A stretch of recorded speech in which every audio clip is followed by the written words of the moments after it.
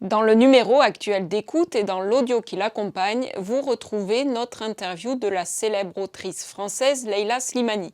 Et pour ceux qui aimeraient aussi la voir en vidéo, je vous propose de retrouver ici un extrait de son interview. Elle nous parle de l'importance de la lecture. D'abord, moi, j'aime pas tellement dire cette phrase, la lecture, c'est important, comme si on se mettait au-dessus des gens en leur disant que voilà, qu'il faut qu'ils fassent ça.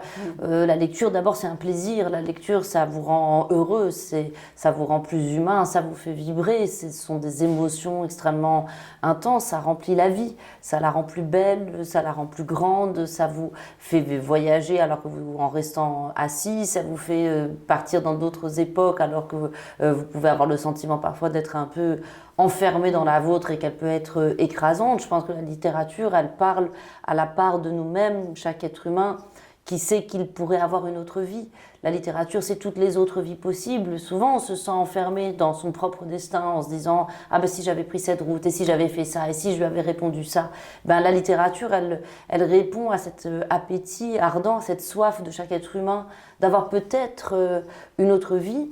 Et je pense que dans une époque où on est beaucoup sujet à une forme d'enfermement par les réseaux sociaux, par les algorithmes, qui nous poussent à penser certaines choses, à consommer certaines choses, la littérature, c'est un très bon antidote parce qu'elle vous empêche d'être un esclave.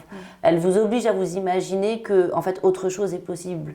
Que les gens qui vous disent « Ah ben non, c'est comme ça, il faut subir, c'est comme ça, il n'y a pas le choix que ces gens vous mentent et que ces gens vous manipulent. La littérature, elle vous rappelle que vous n'êtes pas obligé de subir le réel parce que le réel, vous pouvez l'inventer et que vous avez quelque chose d'extraordinaire dans vos mains qui est l'imagination.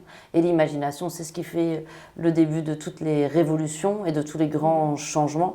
Donc imaginer, c'est déjà être un peu plus libre et un peu moins esclave, et de lire quelque chose et de vous oublier vous-même et de compatir, de ressentir de l'empathie pour une mère qui souffre pour son enfant, de tomber amoureux en même temps qu'un personnage qui tombe amoureux. C'est ça aussi, pouvoir sortir de soi, pouvoir ne pas être soi pendant quelque temps, comme n'importe quel art nous permet de vivre ça, le cinéma ou la musique ou la peinture.